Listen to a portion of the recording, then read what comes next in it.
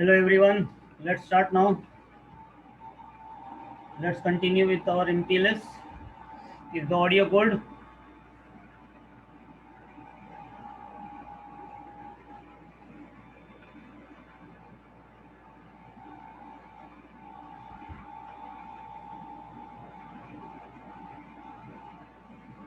So last session I explained you what is MPLS, why MPLS, and then basically how to do MPL. We just started with how to do MPLS, and actually to do MPLS, what we do, we enable the protocol called as what LDP, right? And then I explained you about LDP, how LDP is. It uses multicast address. It is basically it uses UDP. It has neighbor C concept. So all that thing I explained yesterday. So now it's time for some action. It was more like yesterday, the whole session was like almost kind of like theoretical. So let us now continue with some action. So now you see this is the topology which I'll be using for explaining MPLS. The R3, R5, R2, R4. These are the four routers. Let me let me make this color light. Background something light color.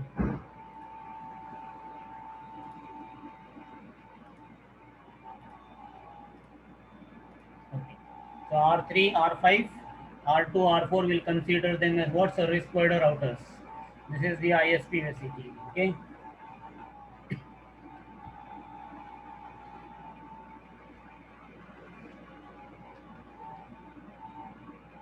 Is the audio clear?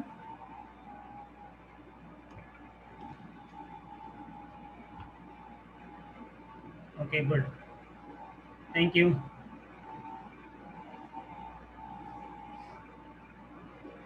We'll consider R1 and R6 as what? Customer one. Let me just quickly name this guys. Let us have something. Let me say you know customer one.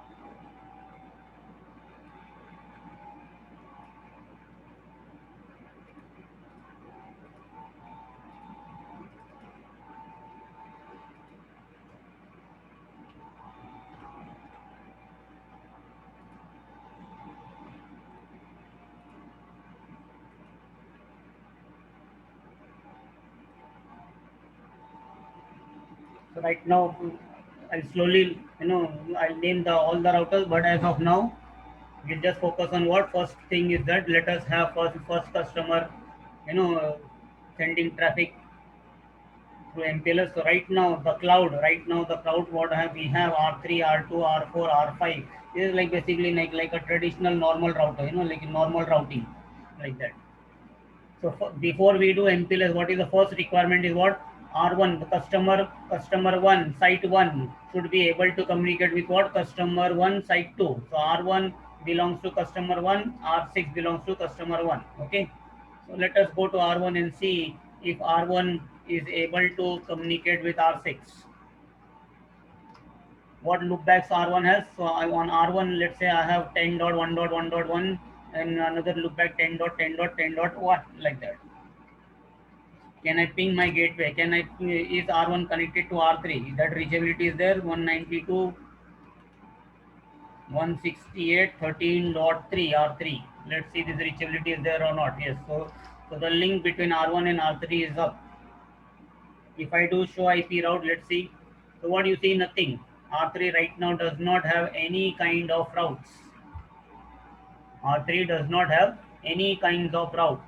Let's say R3 is running what? RIP protocol. So let us quickly configure RIP on R3.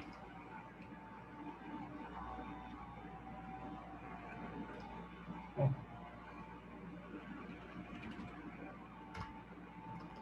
How we configure RIP? Router RIP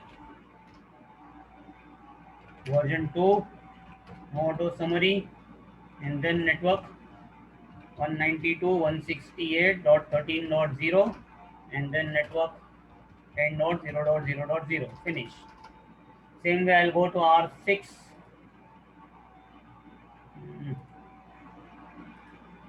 Let us see on R6 what routing is there. Show IP protocol. Oh, R6 is having something different. EIGRP maybe. So uh, let's remove that. No router EIGRP 100, or we can leave it also. But anyway, router RIP. The customer one is running which routing protocol? RIP.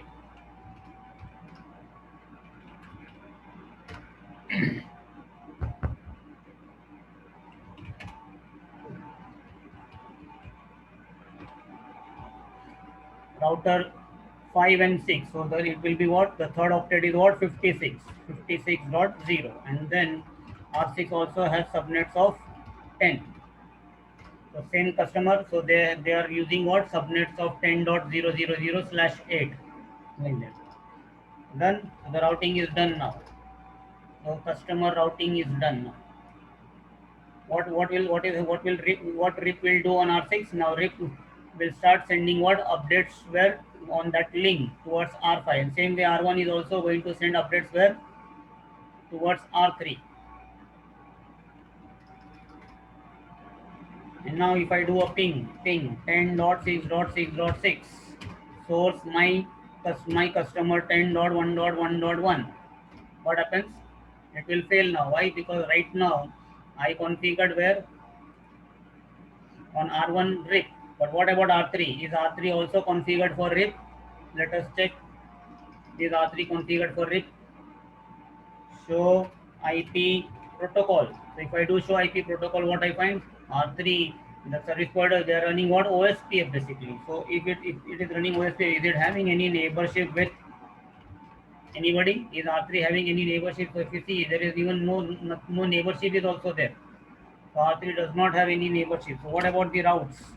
So if I see show IP route, R3 is having basically a static route, some kind of thing. So that static route is not needed. Let us have RIP also now. So if, as I told you before, you do MPLS, the customer connectivity has to be there. End-to-end connectivity already has to be there.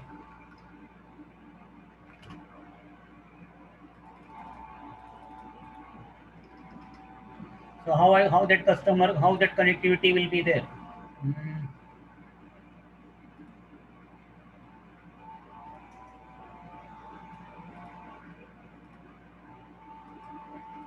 Over here what I have?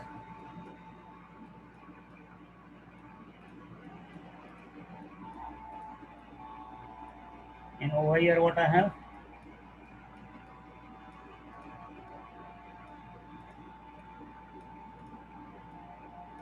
Like that. So what is our ultimate aim?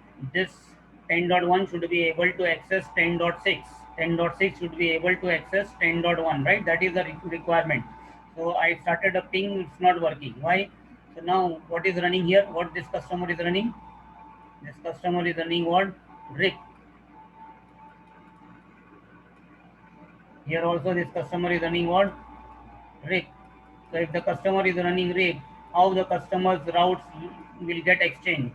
First, the routes R1 route must come to where R3, and then R3 should forward this routes to where R5, and then R5 should forward the route to where R6, like this, right? But R3 and R5 not directly connected, so how the route will move? The actual route movement will be like this. R3 will forward the routes to R2, R2 will forward the routes to give the route to R4, and then R like that. And same way reverse.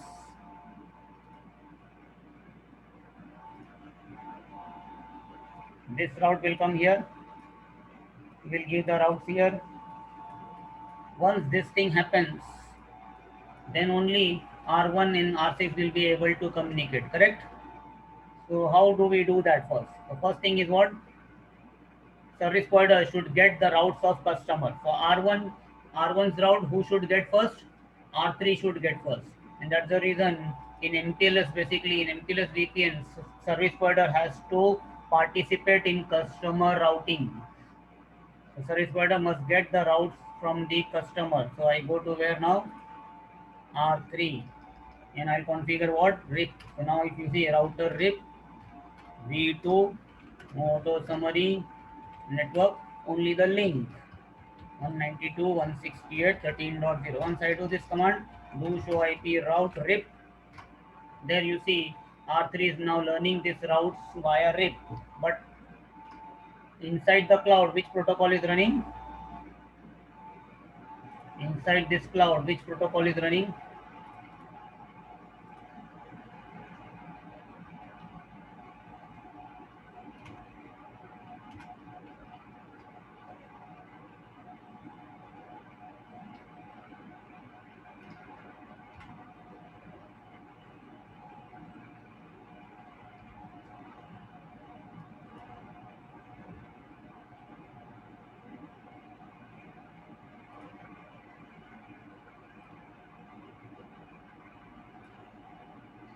Inside the customer is running, inside record is running what? There is they have their IGP is what? OSPF.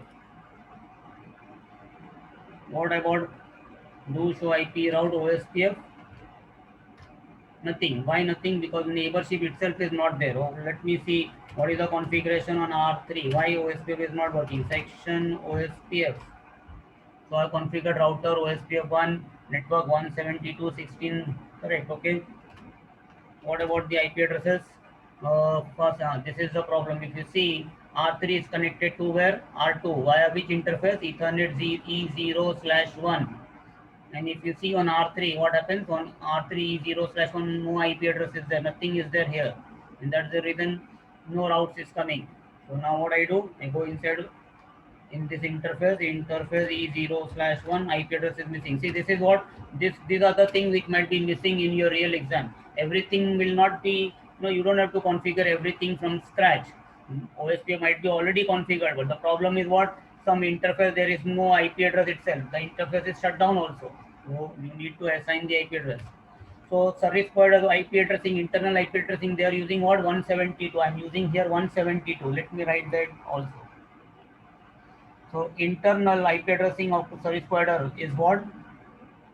172.16.0.0/16. They are using subnets of this or this. Let's say, let me put this as 16.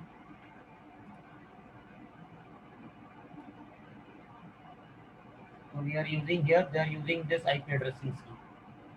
And outside, I'm using basically what? 192. So let us. I'll put like all the links towards customer, which IP addressing I'm using, and so that it makes it easy to understand. I'm not using anything randomly anywhere. So I'm going to use what? 192. Let's say so customer service provider decided they are going to use what? 192.168.00/16. That means all third octet will be what? Varying. So this is external.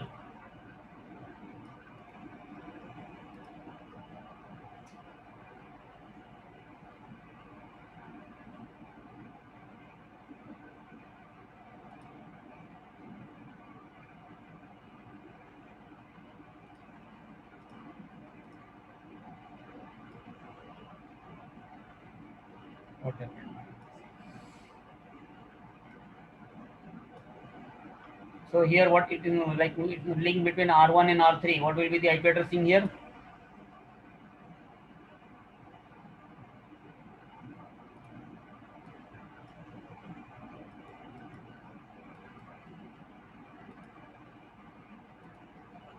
Here it is 192.168. It's a link between router 1 and 3. So dot 13. 13.0. This is the subnet. What will be here?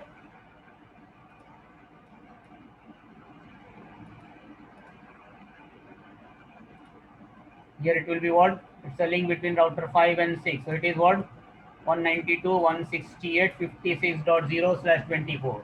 Here it will be what? It's a link between router 5 and 8. So it will be like 58, right? So like that I'm going to use the IP addressing. Here it is like it's a link between router 3 and 7. So 37.37.0. Makes sense now? IP addressing.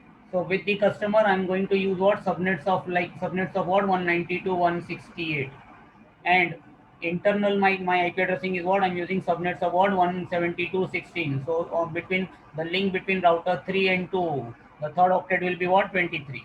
So that is, let us see now.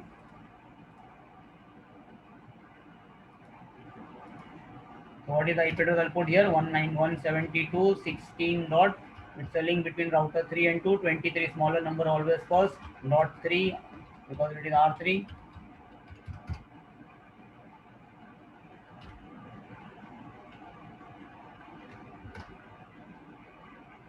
And the interface is down. So let me shut down and let me say save this configuration.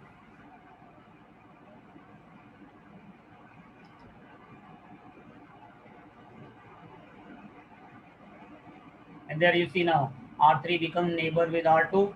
Once R3 become neighbor with R2, is R3 going to receive route from R2? Yes, of course it is going to receive route from R2.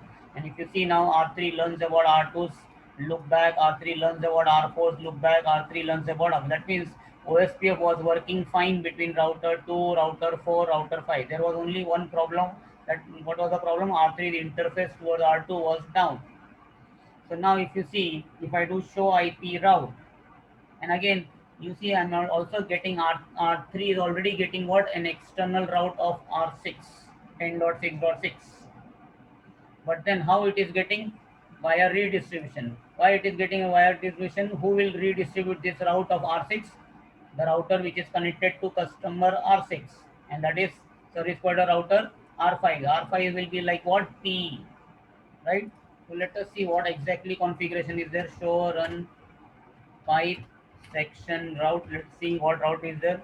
If you see OSPF is there and there is a static route. No, but right now customer R6 is running which? Is it running static route, or are they running some dynamic routing protocol? No, they are running dynamic routing protocol RIP. So this static route won't do now. So I need to go remove this static route so that. And if you see now, the moment I remove this static route, even if this redistribute command is still there, it's not going to work. Now if you see, R3 will not have that route. You see that external route is gone. Redistributed route is missing because there is no route only now. So what should I do? I don't even need that this command also. So let us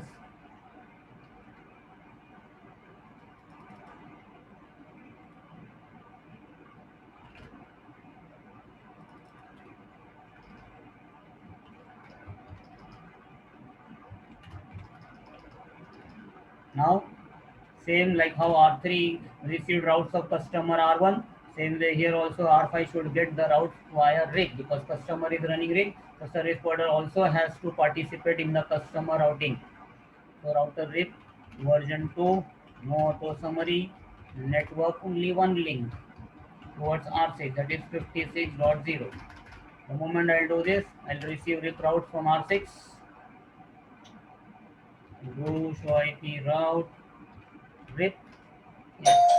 So is R5 receiving routes from RIP? Yes. Just hold on. Somebody has come. I just need to pause my recording. Okay. So let's continue now.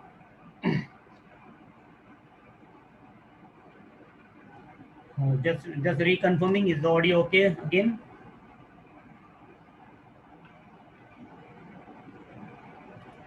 And now what about the other routes? OSPF routes are there.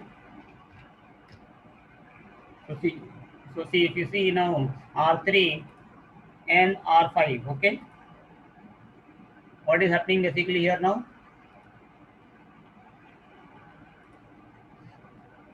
If customer is running RIP, service provider also has to run what? RIP, right? So I configured RIP where? On R3 here. In same way now I configured RIP where? On R5 here. And over here, what we are running? OSPF.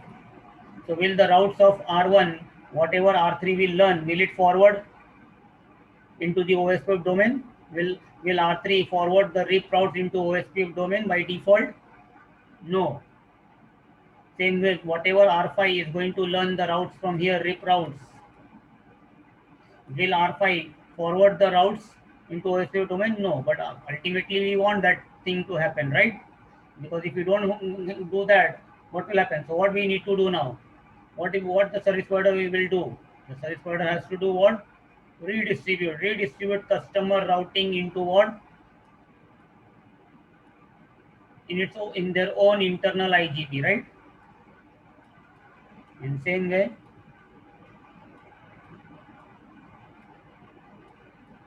and we call what? Redistribution in shortcut we call it as what? Red. Red means what? Lal karo. So by default router does not do lal. Okay, like us humans. So now we have to make the routers work like us. We have to make the router, okay, router, you behave like a human. You whatever you hear from one person, you forward that information to another person, even though that person told you that don't tell my secret to anybody. This is what is there. Now how do we do that? I go to R3 very quickly. Can somebody help me by typing the command? What I should do? I go inside maybe router OSPF1, router OSPF1, redistribute what? RIP, and how? Subnet. That's the minimum I need to do. Then I need to go inside RIP, router RIP, redistribute what? OSPF, which OSPF? Process 1, how? Metric, maybe 1, 2, whatever. Let me give this time, we'll keep it little, let's say 5, so that we can see is it reflecting like 5 on R1. Done. Let's see on R1 now. Last time show IP route, and there you see R1 learns about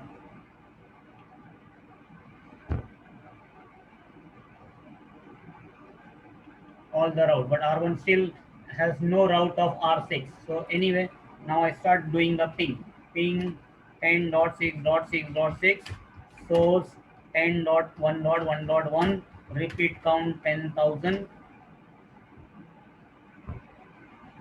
So this ping should work. When this ping will start working? When we do the same redistribution where on the other PE router, provider edge router. Who is that? R5. So I go to R5 quickly. Router, same thing, router OSPF1, redistribute RIP, subnet, router RIP, redistribute OSPF1, metric, maybe here we'll let us keep metric 2, 3.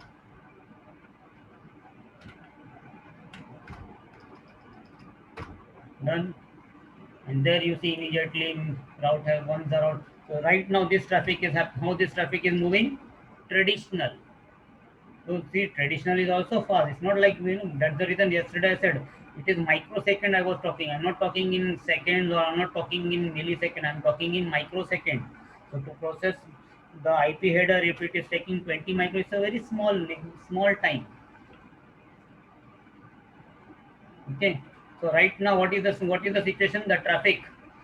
If I'm doing this ping from R1 to R6, what is happening? If you do this ping from R1 to R6, what happens?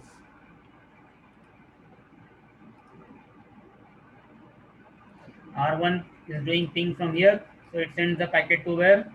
R3. What R3 does an IP header, opens the IP header, checks, forward the packet where? IP. So R3 received normal IP, it forwards the normal IP packet to where? R2. Same way R2 also will forward normal packet to where? R4. So right now this is all normal happening, right? Normal packet, and same way reverse also. Now here 20 microsecond delay, here 20 microsecond delay, everybody is doing the same delay. So now we will say no, this is not good, this is not optimal. So we should have some mechanism. So let us now start with what? MPLS. And in MPLS, basically what we do, we enable the protocol LDP. And more, what were the responsibilities of LDP? The first responsibility of LDP is what? Generate labels. Then second, store the labels where? In a table. Okay. So now let us go to R3. Let us see, is MPLS enabled. So I do show MPLS LDP binding. This was the command yesterday I told you. So it tells me now, see, it says lib not enabled. Yesterday it was showing you tib. Now you see, now it is, now Cisco has corrected their, their coding problems. Previously it used to show what? Lib. Now it is showing, it was showing tib yesterday, tag information bits.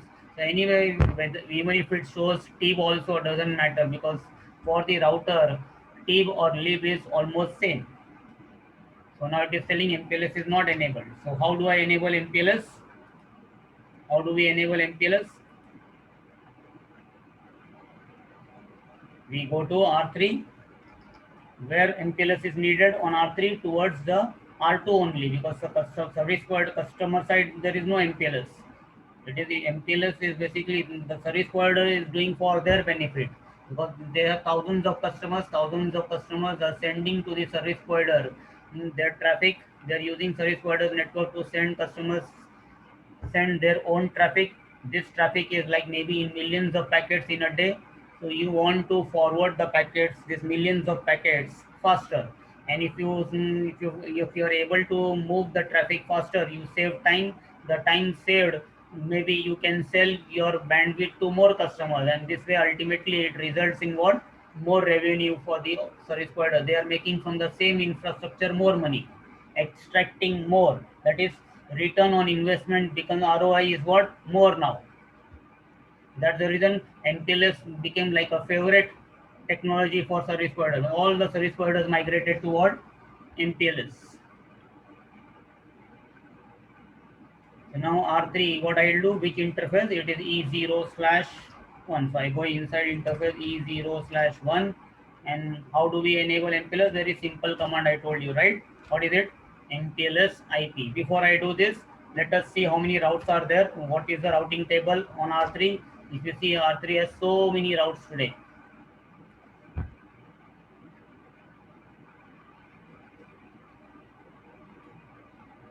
But out of these so many routes, if I enable LDP, LDP will generate labels for which routes? By default, it will generate labels only for what? If there is static route, it will generate label for static route. If there are IGP route, it will generate labels for only IGP. So instead of doing only normal routing table, I should do what?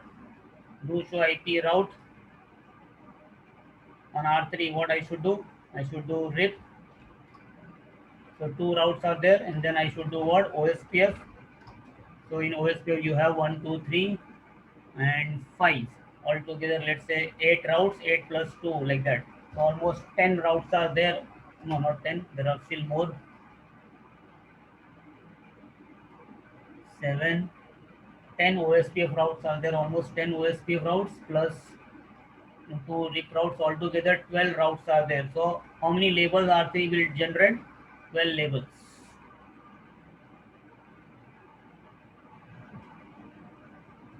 So how do I enable LDP? MPLS IP. The moment once I do this, what happens? LDP gets enabled, and if LDP gets enabled, what LDP will do? Generate labels, and then it will start, it will start numbering the routes. Labeling basically means what? Whatever routes you have, you number them. Instead of this IP address, now you remember them by some number. Every route will be, every prefix will be identified by some number, and that becomes what? The label number. And the starting number will be from where? 16. So as R3 already generated the labels and stored the labels in the lib table, yes, show MPLS LDP binding. If I do now, do show MPLS LDP binding, I should be able to see the routes.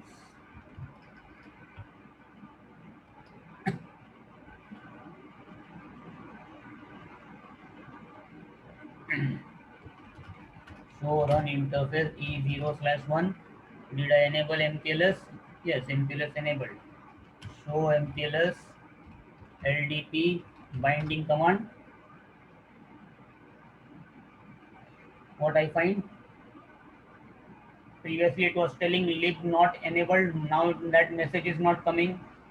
And also I'm not getting any output.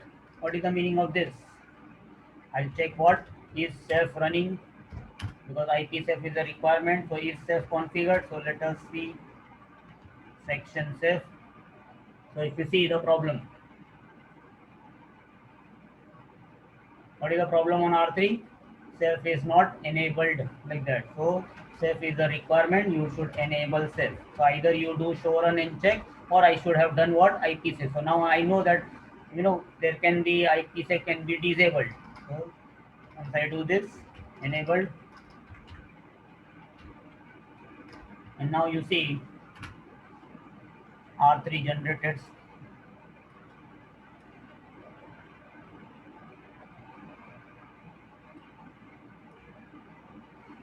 And if you see, the numbering started from where?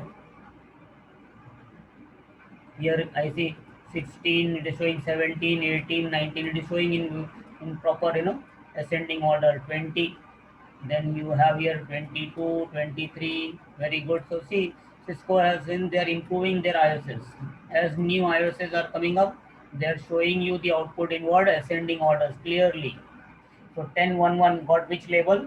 16, and like that 10, 2, 2, like that 10, 6 is 18, 10, 10, like that something is there. Okay, some labels. And now what R3 must have done additionally, it must have started sending what? Hellos, right? It must have started sending hellos where? On this link. How do we confirm this, whether R3 is sending any hellos? How can I confirm that R3 must have started sending LDP hellos, and the LDP hellos will be what type of packets? UDP packets. And what will be the destination address? It will be a multicast address 224.0.0.2. But how do I prove? Either I enable what? Wireshark on this link, or I should have what? Debug, right? So what debug command I can do on R3, so that it can show me that it is sending packets, or if it is sending packets, it will be received by R2. So can I do some debug on R2, which will tell me that okay, it will R2, the R2 debug can tell me that okay, it is receiving hellos from R3. Any idea what debug can I do on R2? You can do a command which is called as what? Debug IP packet detail. The debug command is what? Debug IP packet detail. Okay, you see now I have done detailed debugging. Let's see now it gets any packet. So see, some messages have come. I have received some messages. So what I do immediately now, stop debug, and then I can check the messages. Or what you should do, enable debug, let some messages appear, stop the debug, copy the output where? In some node text file, and then you can analyze. But now I don't need to do that, all this thing like that. If you see, as I said yesterday, LDP is what type of protocol? UDP. And UDP, which port number I said? 646. And there you see 646 packet is telling. And who is sending? But this is basically, actually, if you see, this is coming from actually R4, not from R3. If you see, source is telling 24.4. 24.4 is what? Like that, destination. So basically this is, let's see further in the beginning itself. Once I started debug, again this is R4. Yes, here you see 23.3, destination 224, and the port is what? UDP port number 646. So this tells me that R2 has started sending, R3 has started sending what? LDP hellos. So if it has started sending LDP hellos, did R3 become neighbor with R2? So let us see. What is the command? So MPLS LDP neighbor. Anything in LDP now you want to know, the command will start with what? Show MPLS LDP, then after that any all other options. So MPLS LDP neighbor, no neighbor. Why no neighbor? because maybe I have not configured R2. So R2 is not ready with MPLS. But what about R, is R2 neighbor with R4? Let us see that. So I do the same command, show MPLS LDP neighbor. So if you see, R2 is neither neighbor with R3 nor neighbor with R4. So what I need to do now, I will go where on R2. Okay, and same like I will go to the interfaces first. I'll go to the interface towards R3, enable LDP. I'll go to the interface towards R4. I'll enable LDP, right? Like that. And then once I enable LDP, what will happen then on R2? What will happen on R2? R2 will immediately start generating what labels according to its own routing table, right? And the numbering will start from where? 16 onwards. So when somebody is learning MPLS first time, when somebody is learning or seeing MPLS first time in life, for them this becomes very difficult to visualize. So learning becomes little difficult, because student gets confused. If I show, because I told you yesterday that what happens once the routers become neighbor, they exchange what? Their list of labels with each other, right? So whatever your neighbor has generated, you receive that list of labels, and then you store that list of labels where? In the same table where you have stored your own labels. So what happens now? You have also started numbering from 16. Same way your neighbor might have also started numbering from 16, right? So then it doesn't, sometimes the output doesn't make sense to some people who are freshers, in the beginning. So what I have, there is an optional configuration, not compulsory. In your lab, never do this unless told. Okay. You know, Let us see any what existing configuration is there of MPLS. So if you see, nothing is there. When I did show run in section MPLS, R2 is telling nothing is there. That means on R2 no MPLS configuration is there. Very good. So now before I enable MPLS, I can tell LDP, hey LDP, if you are generating labels, don't start from 16. Start from the number where I want you to start. So how do I do that? The command is MPLS label range, and if you see question mark, it starts from 16 to 1 million. That is the range, right? This is the default minimum. So I say, since this is router 2, let us say I'll say router 2, you start your labeling from 201, and you end labeling where 299. So how many labels? Like almost 100 labels I am assigning. So I say, you can label your routes from which number? 201 to 299. Why I selected 100? Because maybe right now R2 has only, let's say, 20 routes, or R2 has only 50 routes. So I'm given 100 labels. But suppose R2 is having 1000 routes, then I cannot put the range 201. Then I should put what? If you need 1000 labels, then you increase the label range. If you need 10,000 labels, you say start from 20,001 to maybe up to 29999, like that, up to 30,000. So in a real world, nobody does this command, basically, first of all. And in your exam lab also, you should not do this command unless told. This is only for understanding purpose. For a better understanding, I am suggesting this command. Why now? Because now if you see any time on any router label number starting from 201, you can immediately tell yourself, oh, this R2, this is R2's label. Same way on R4, I can do same like that command. I'll say R4. If you are generating label, you start your label from where? 401. So this in the beginning is makes easy for identification, easy for understanding. This is only for ease of understanding. Normally nobody does this command. So let us have done this, and this command while practicing you should do before you enable MPLS, because once you enabled MPLS, as I said, the moment LDP will get enabled, it will immediately start labeling. So once it has assigned the labels, and after that, if you do this command, it's not going to remove the existing labels. This command will come into effect only when you save the configuration and restart the router again. So once labels have been assigned, their values will not change if I do this command later. So this command you should do always. That is why all some planning is always needed. You should always plan. If you fail to plan, you plan to fail. It's as simple as that.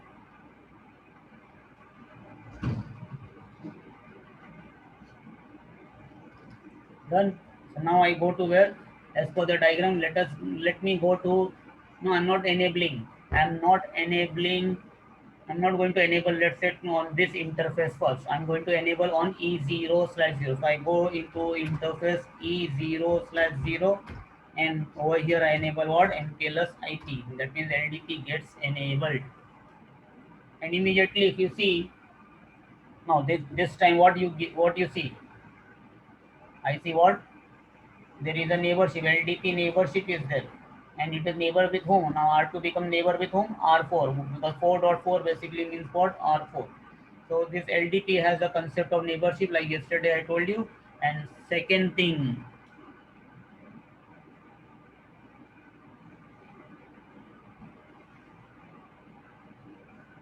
just hold on.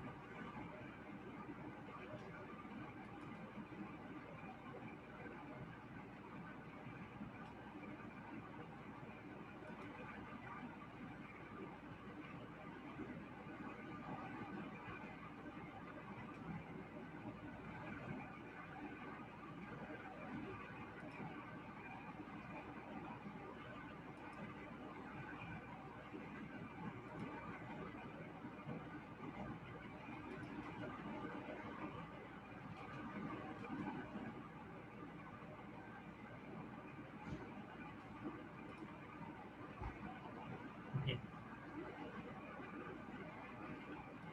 So R2 has become already neighbor with R4.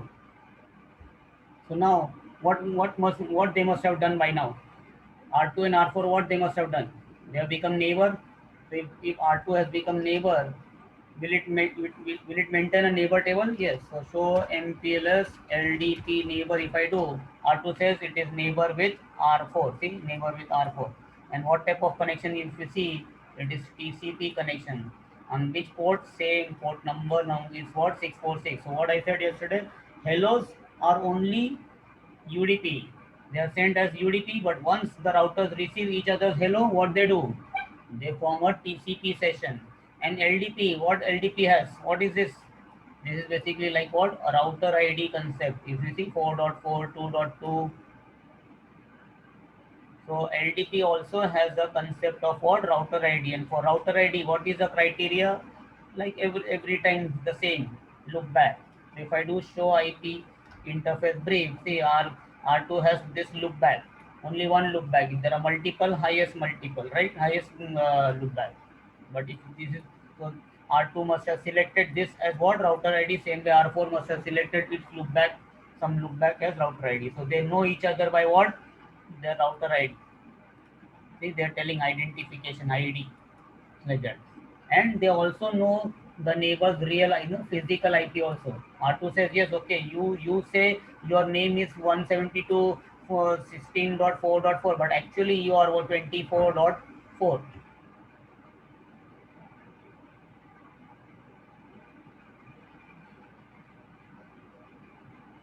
What is the purpose of this LDP? What is the purpose of this protocol LDP? The purpose of this protocol LDP is what? To exchange the labels, right? Now, just think, in a big environment, can there be thousands of routes? So if there are thousands of routes, there will be thousands of labels, right? So you have to do what?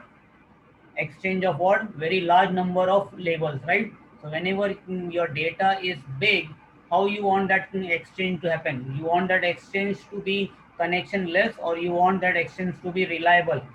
So whenever reliability is a requirement, the protocols are created based on what? TCP. That's the reason if you see BGP is also what type of protocol?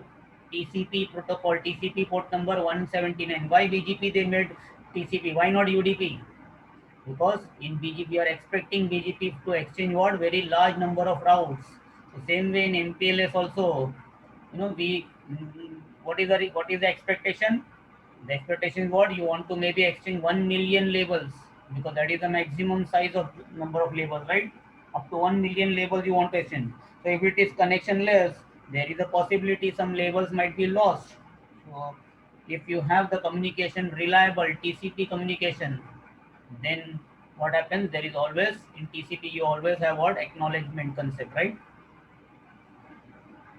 So clear why LDP initially just to discover neighbor it is using UDP, but once a neighbor is discovered, then the communication between the neighbor is what? Reliable communication, because you don't want to lose a single label, because if you lose a single label, that means that particular label is meant for particular customer route, and that customer route now will not be reachable then. So to ensure that there is no loss of any label, there is no mistake, no conflict, they establish what? A TCP session.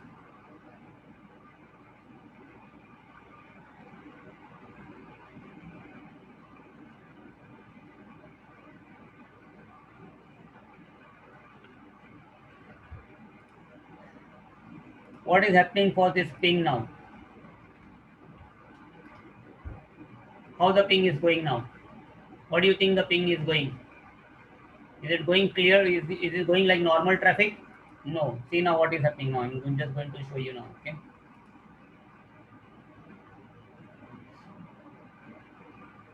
Again, same thing. Customer is sending what? R1 is going to send the ping packet to R3 as what? Normal IP packet. Now R3, did I enable MPLS? Yes, R3 I have enabled MPLS. But is R3 having any MPLS neighbor downstream? No, right now, because if you see R2, we check R2 says it is neighbor only with R4, so there is no neighborship.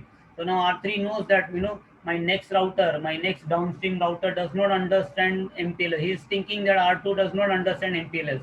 So that's the reason what R3 will do. He says I cannot send the packet label, so he sends what? Normal packets. But when the packet now lands on R2, now normal IP packet, what R2 does, he says okay, now I have to forward this packet to whom? Next router R4, and hey, R4 understand my language. So now what happens? Small change happens. Now R2 does not send the packet as normal packet. R2 sends the packet as what?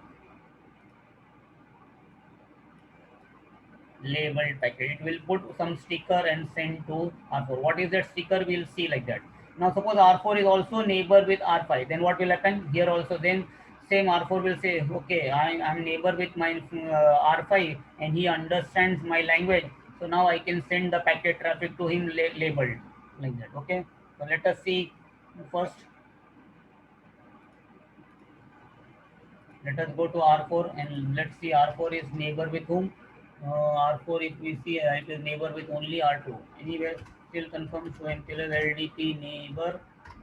If you see R4 is also having what? Only one neighborship. So right now only which routers have become neighbor? Only 2 and 4. So how the traffic must be flowing as of now? The traffic is flowing. So it comes to R3 as normal packet, R3 forwards to R2 as normal packet, R2 labels the packet and forwards the packet to R4, but R4 forwards the packet as what? Normal packet to R5, and then it goes like that. This is how the traffic goes from this way. And then reverse it comes as what? Normal packet. It comes as normal packet, and when it comes here, what R2 does? R2 says so what R4 does? R4 says my neighbor R2 understands label, so I will do what? Put a label, put a sticker and send the packet.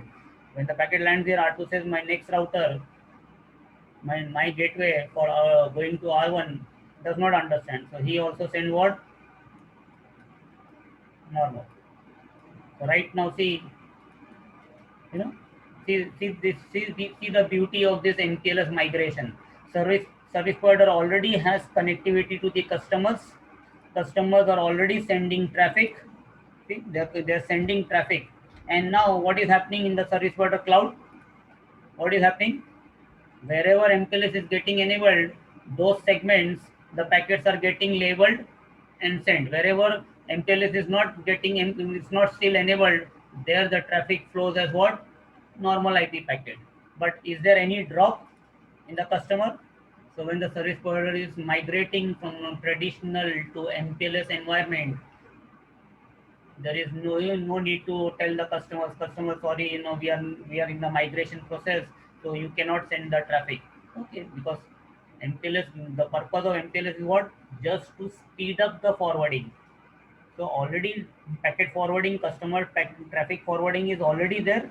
We with MPLS we just want to, like, speed up. It's like, what you see in movies and all, Hollywood movies, they show you nitro, turbocharge, fast and furious. So you are already driving at high speed, and suddenly, you press that button for nitro, and then what happens? Your car, instead of riding, it flies basically, kind of thing. Seen that? Like that something? So same thing. MPLS is just going to boost for make the traffic what already it is flowing. Your MPLS is only going to do what? Will make it little more faster. That's it. It's like, MPLS is like nitro, turbo. So let us do now. Now I go to R3 already enabled. Let us go to R2 now. Okay, before I go to R2, enable R2, this thing. Yesterday I said whatever labels you have created, you store where in lib table, and whenever you have formed neighborship, and if you receive labels from your neighbor, you store those labels also where in the same table. So now if I do now show MPLS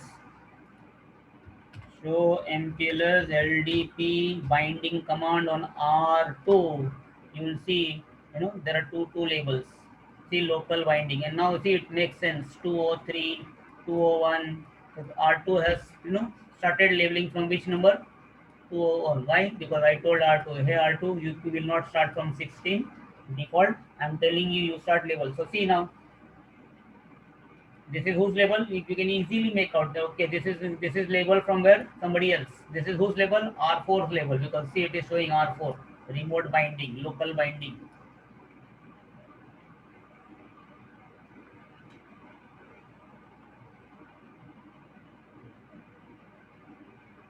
Yes, as of now, see what I have done, the routing redistribution of RIP into OSPF. This is the problem of redistributing, customer routes into your IGP.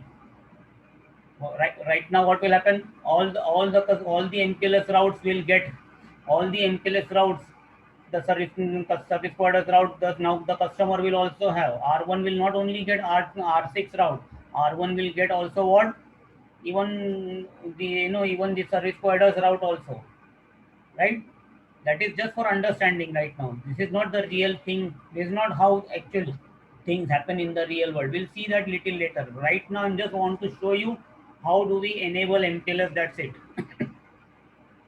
And for that, I just needed what? Connectivity between R1 and RC. That's the reason I simply did redistribution of RIP into OSPF. That is not the way. I'll explain why we don't do that in a real environment. Right now, just focus here now labels. So is R2, has R2 generated labels? Yes. Has R2 received labels from R4? Yes. Same way if I go to R4 also. And if I do here show MPLS LDP binding. So R4 has received labels from where? Which neighbor? R2.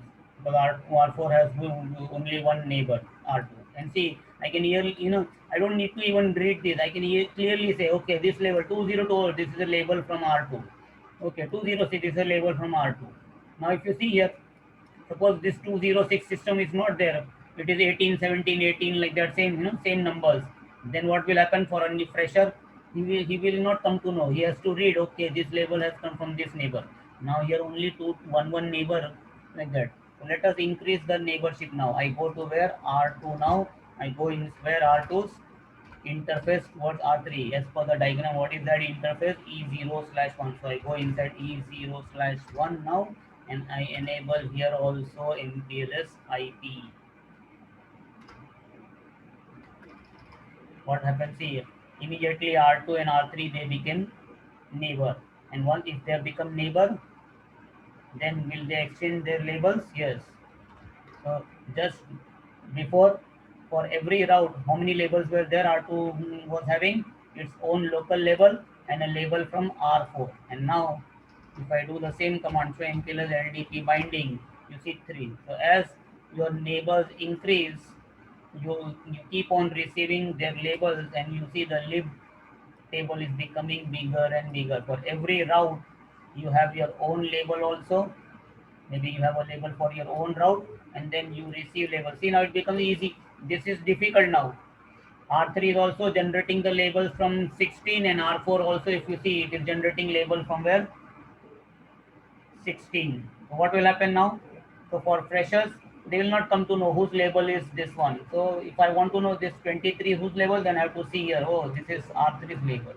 Oh, 19, this is basically R4 label. Okay. So now where NPL is got enabled from 3 to 2 and 2 to 4.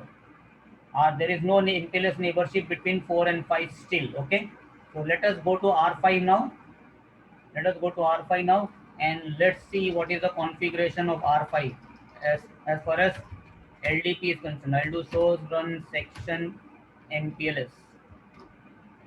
So it's good. R5 MPLS is not enabled. So now this time what I can tell R5 before I enable MPLS, what I can tell R5 MPLS if you are going to generate labels LDP, you are generating label. Yes, okay, generating label MPLS. What you will do?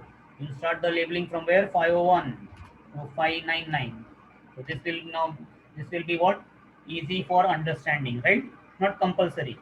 So see, on R3 I did not do the command, R4 I did not do the command. I've done the command only on R5 and R2. So it will become easy for you now. Okay. And now I go to the interface. What is that interface? E0/1 on R5 enable NPLS IP command. And there you see immediately 4 and 5 they became neighbor. And if they have become neighbor, will R4 receive the labels from R5? Yes. How about R5? Will R5 also receive labels from R4? Yes.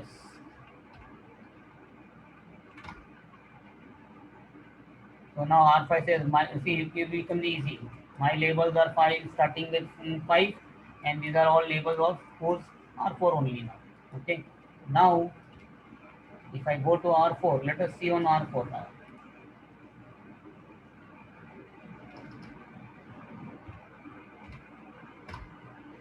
And you see now, so easy to so easy to understand. Okay, whose label this will be? This is basically my this is from my R5 neighbor. Whose label is this? This is from my R2 label. I don't even need to see this also. It becomes easy for understanding, easy for interpretation.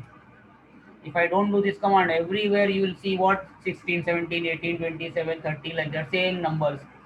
Everybody starting from 16. So it's become difficult for a fresher. It's not that deep, but but still, because we can still make out from this IPs. But initially my focus, now I don't need to focus anywhere. I can just focus on this column. I can say, okay, this is the label. Now let us do neighborship between R2 and R5 also. Redundancy. Why I have done like this topology? Why this reason? What is the reason for this? I've done some kind of redundancy. Actually, there will be more redundancy. Maybe R3 might be connected to R4 also, or maybe R3 might be connected directly to R5 also. Because service provider cloud has to be what? Redundant cloud. You can't have single point of failure. Right now, for R3, it is single point of failure, because if the link between R3 and R2 fails, gone.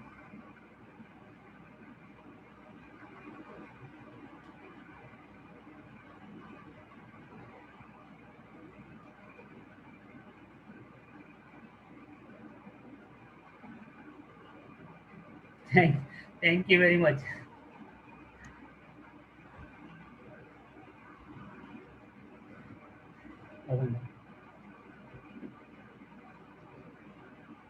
So one link I've added for redundancy purpose between router 2 and 5 to show you that. Okay. So I will explain you little later what is the benefit of that. So let us go to R2 Let's see if you see now R2 having three labels. Yes, three labels are there.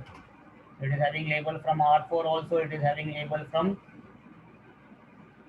R3 also. Correct. So now is MPLS enabled as of now on all these three paths? Right? Yes. MPLS is enabled between 3 and 2, MPLS is enabled between 2 and 4, and MPLS is enabled between 4 and 5. Right? So now again, suppose customer is sending traffic. If I send traffic, suppose I am sending one packet come. Now how this packet is going to go now? How the packet is going moving now?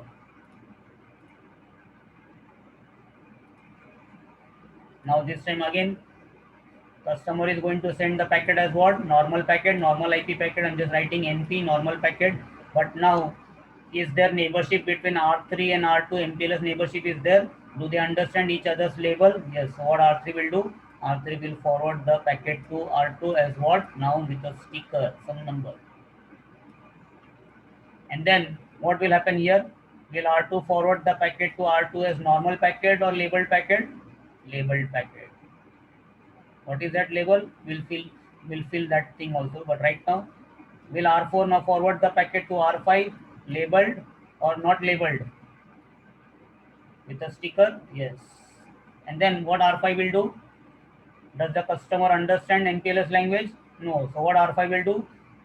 Whatever label packet it received from R4, it will remove that label, throw the label, and forward the customer what?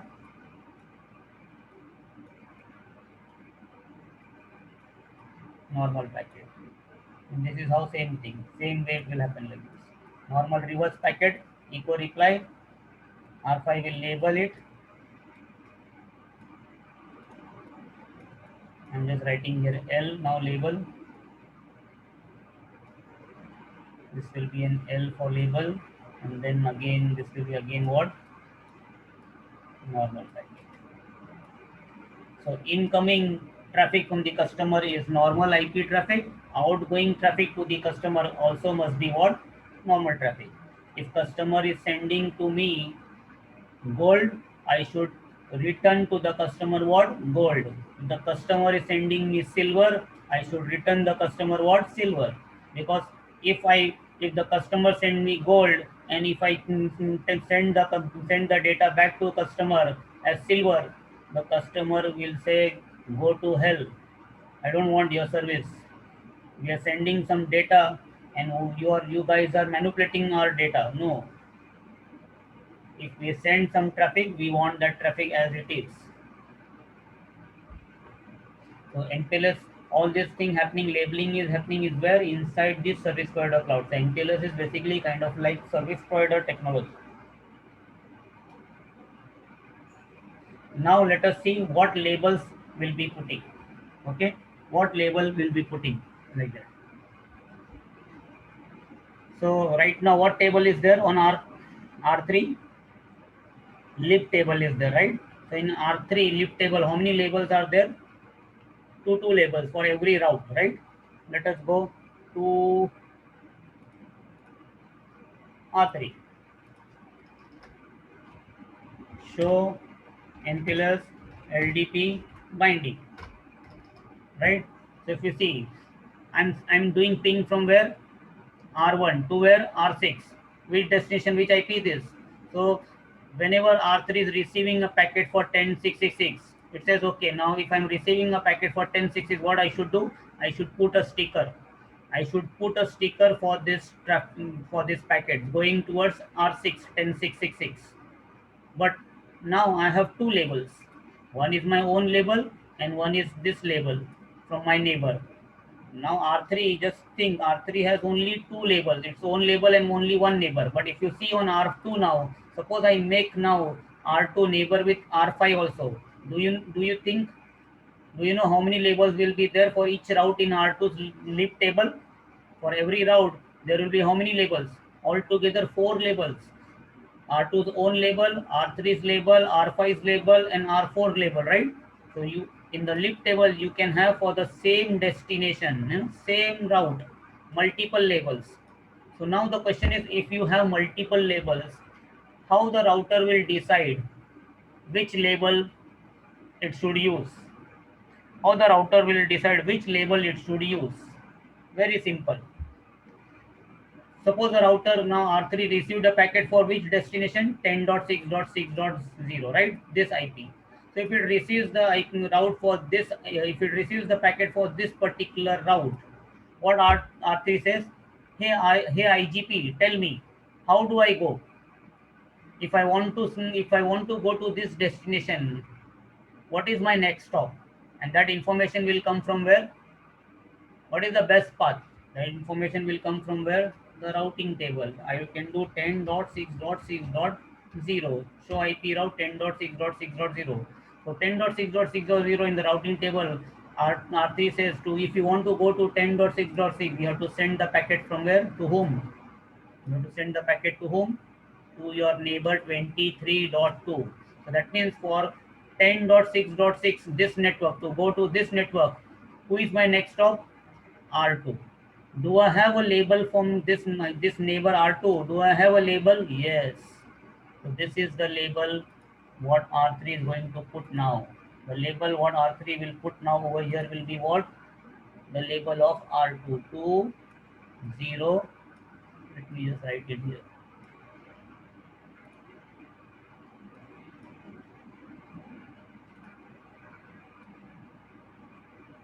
203. This is the label. Same way now, if you see now,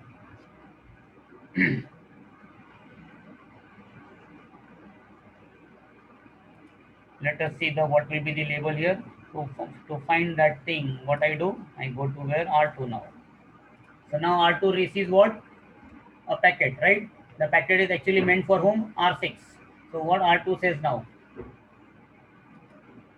R2 says that, you know, what is the label? What is the label for 10666?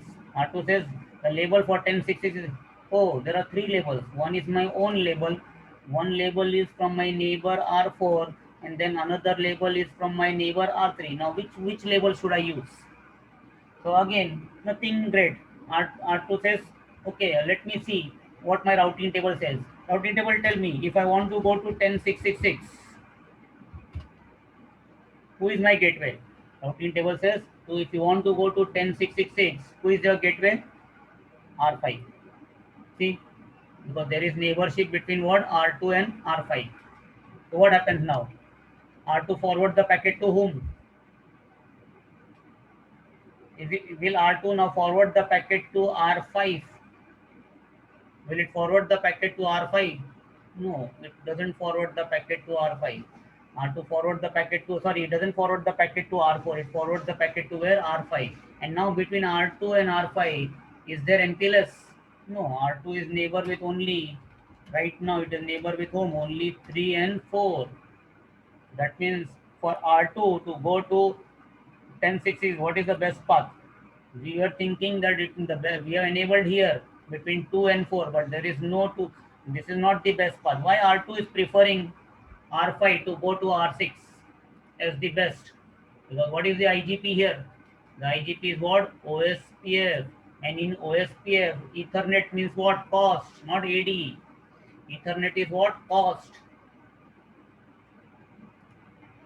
The cost of Ethernet link is how much? In OSPF 10. So R2 says, if I want to go to R6, how much will it cost me? OSPF tell me. So OSPF says, if you want to go to there, it will cost you 10 plus whatever that look back. Maybe let's say 10 plus 1 will 11. And R2 says, if I want to go through R4, what will be the cost? It will be like here also Ethernet. Then next link is also Ethernet. 10 plus 10 more plus whatever plus 1 maybe. So it is, if R2 says if I go via R5, it takes me only 11 seconds. But if I go via R4, it takes me maybe 21 seconds. To go via R5, it is costing me only $11. But if I go via R4, it costs me $21. Metric. In metric, what is the criteria? Who wins? Lower wins or higher wins? Lower metric is always preferred. And that's the reason R2 will prefer this path. So when the packet lands on R2, what R2 does not label the packet and forward to R4. He forwards the packet to where? R5 as was normal IP packet, because now there is no neighborship. R2 says my next neighbor, my next hop for this particular packet right now does not understand MPLS, so I cannot send the packet with label for R5 to R5. How do I prove this now? How do I prove? How do I prove? Another debug command.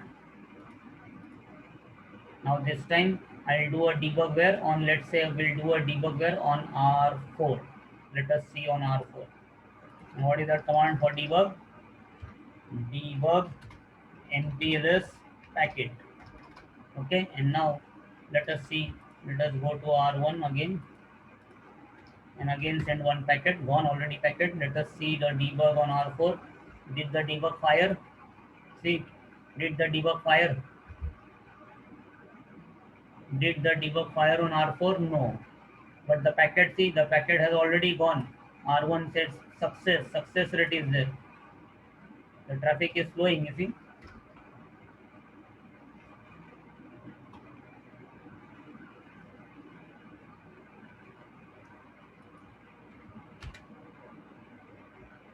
The traffic is flowing.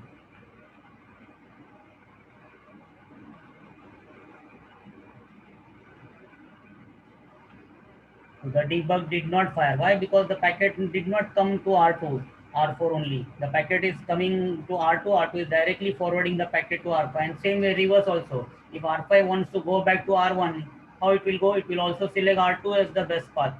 So basically, how routing is happening? Routing intelligence is based on what? Your IGP. So LDP, is not doing routing. LDP takes advantage of IGP. He says IGP, okay, I'm not going to interfere with you. You are doing your job well. My job is what? Only to make the movement of the packet faster. Your intelligence is already good. You're already calculating the best path. So you tell me whatever is the best path. On that path, if possible, we'll do the labeling. But if it is not possible, we can't do the labeling. So now what needs to be done now? What should we do? We'll go to R4, R2.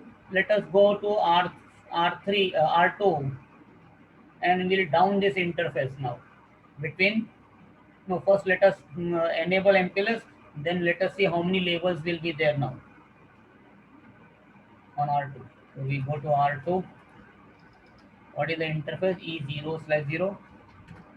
Show run interface E0/3. Not 0. So if you see there is no MPLS here. So now let us go and go to this interface E0/3 MPLS IP. Done. R2 side I'm done. No neighborship message came. Why? Because right now R5 I have not configured yet. So I go to R5 also. The interface on R5. See, wherever possible, I always try to keep what the same type, same number of interface. Whenever I'm designing any topology, I always try to match the same number on both the sides. So one side is the 0/3, the other side also I'll try to keep it wherever possible. Sometimes it is not possible, then no option. See here now, but for the link between 3 and 11, router 11 and router 3, not possible. On R3 I have 1/0, but on R11 I kept 0/0. So wherever possible, I try to match. It becomes little bit, instead of always looking at the diagram and identifying which interface basically. So to save time, I do like that. Not compulsory, but ease of understanding. So now I go to R5. I go to the interface E0/3 and I'll say MPLS IP. The moment I'll do this, 5 and 2 they become neighbor. Once they become neighbor, their neighborship is what? Reliable TCP based. Immediately R5 says, hello, my new neighbor, my new friend. Here is my list of labels. R5 says to R2. R2 also says, okay, thank you. You also have my list of labels. So we'll exchange and they store. Now, if you see the size of the R2's leaf table is becoming bigger and bigger now. R2 has now how many neighbors? Three neighbors. R3, R5 and R4 now. And now when you have like this so many neighbors.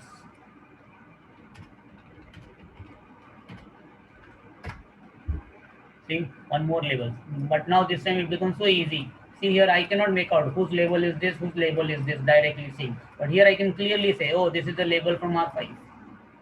So if I had done the same system on R4 and R3, then things would have become what? Much easier.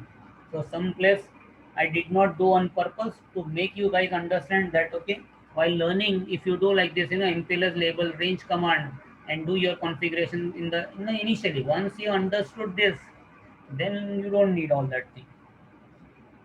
It's only for in the beginning to learn MPLS nicely. Clear, guys?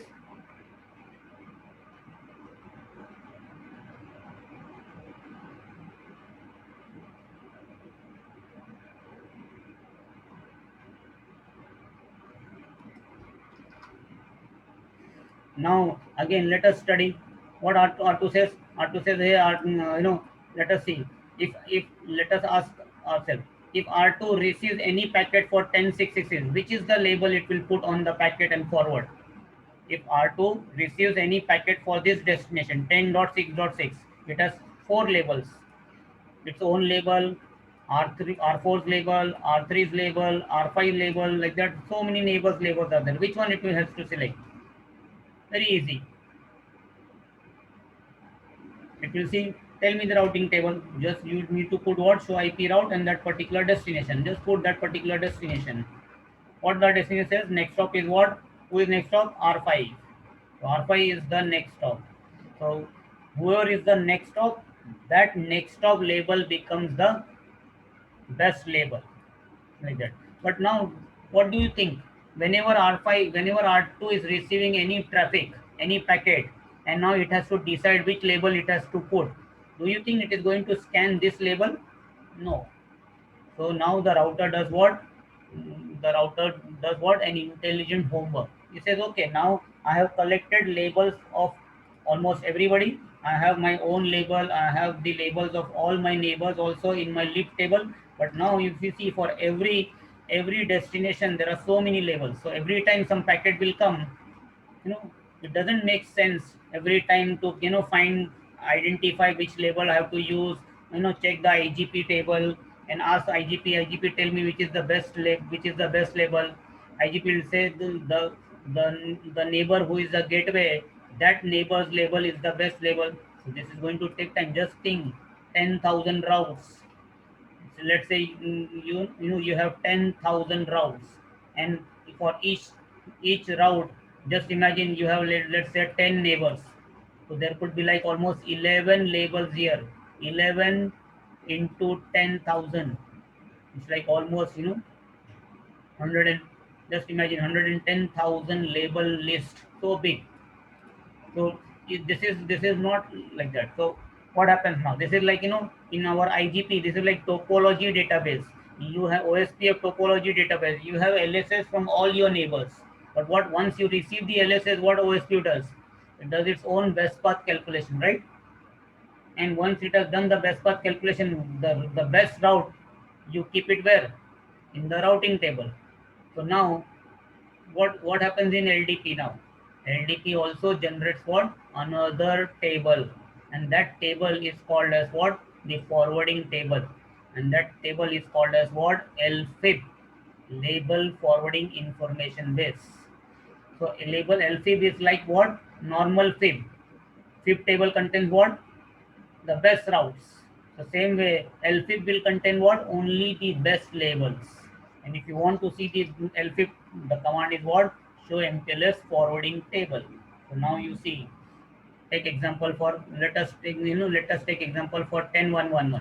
For 10111, whose label will be best? This will be the label, because to go to 10111 for R2, which is the best next stop? R3.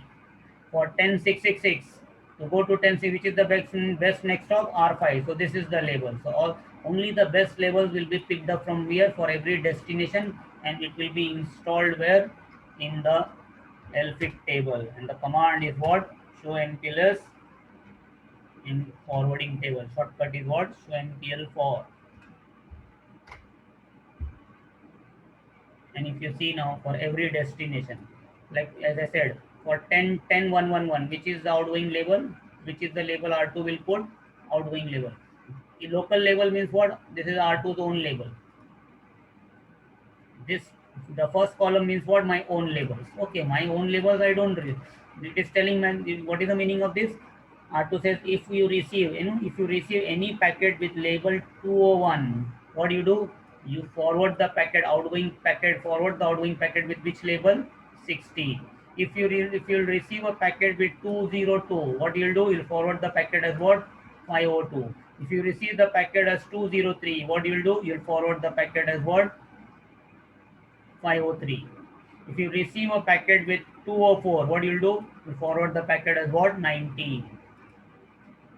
So this is called as what? Forwarding table. So now please understand, anytime a router in MPLS router will receive any packet, which table it will use to forward the packet? LFIP table, not LLIT table. Lib table, I just wanted to explain you that it is like the topology database. You receive labels from everybody, you store them in one place. Then you take your own decision, then you calculate the best label for every destination, and once you have calculated, you create that table, and that table we call it as what? Show MPLS forwarding table, LFIP, label forwarding information base.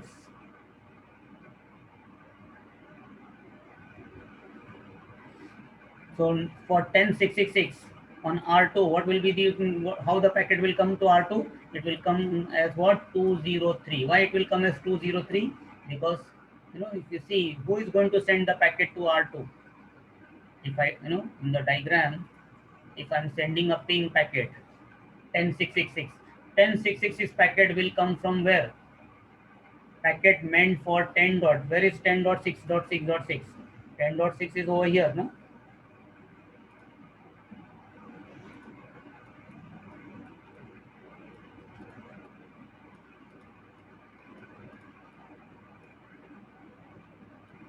So who is sending? Who is creating the traffic? Who is initiating the traffic? R1.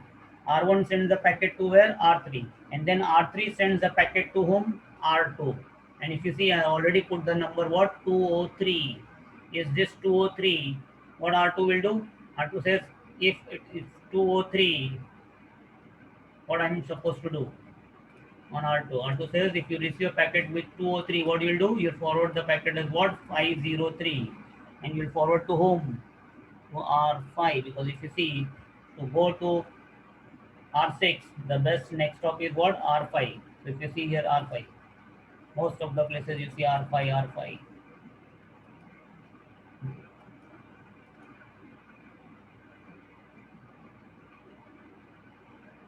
So two incoming packet will be what? 203. Who is going to put the label 203?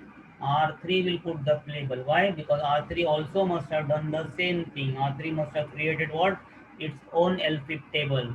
R3 says, if I want to go to 10666, who is the best hop? R2. Do I have a label of R2? Yes. So what R3 will put?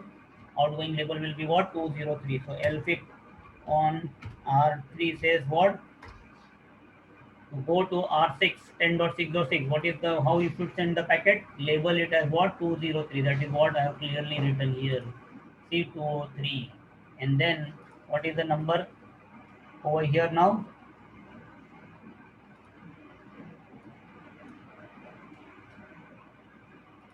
R2 is putting what label now? 503. And when the packet lands on R5 now, what R5 does? Throws the label 503 and forwards the packet to R6 as what? Normal packet. Why? Because the next router is R6 and R6 is not understanding MPLS. Why R2 will, why R5 will throw the label, or how I will prove that R5 is going to throw the label? What I'll do? I'll just go where? To R5 and check what? Which table I should check now on R5? So MPLS forwarding table.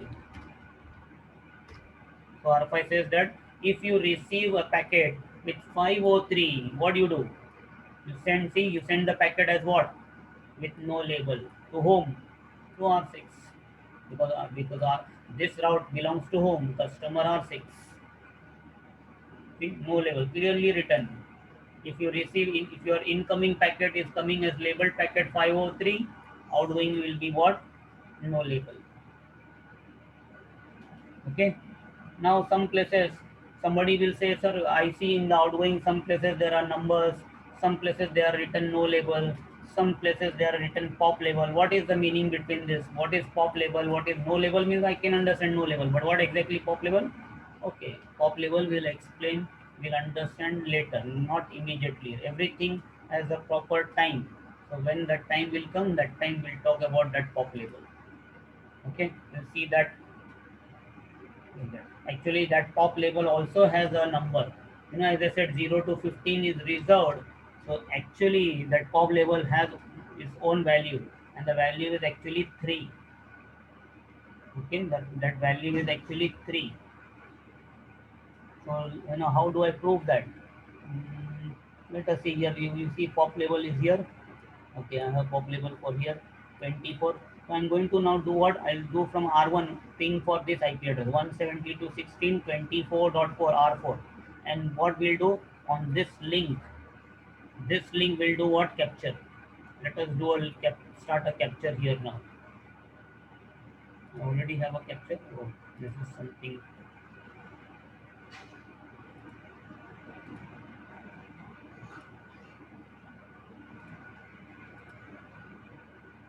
Let me enable a capture. So it is going to ask me which interface I want to enable the capture. So I'm saying enable the capture on E0/0. So I'm enabling CA capture here now. Okay, and now we'll go to R1 again, and from R1 I'm going to send one packet. Just one packet will send. But no, this is for some other destination, right? No, I want to send to which IP? 172.16.24.4 means R4. Success gone. You see here, reply, yes, see reply. So the packet came from R1, went to R4 like this. Let us see here, and there you see a label. See an MPLS label, and the label is what? 201, like that. Destination for it was what? Source was what? R4. This is basically reply packet. It is actually a reply from, this is echo reply. It is basically a reply. See, reply. It did not, the original packet, when I did that ping did not come like that, because I selected that ping. Where is echo request? Where is that echo request one?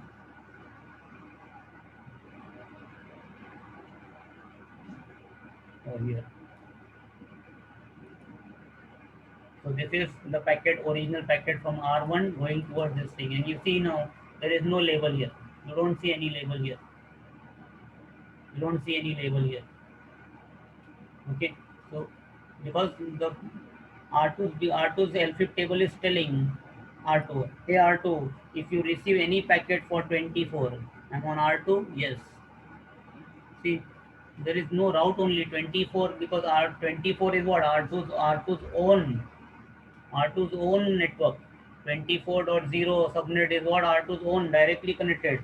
And for directly connected, if you see, if I do show IP route connected routes, you see 24 appears in this list. If it is appearing in this list, basically means what? You don't generate any label for this route.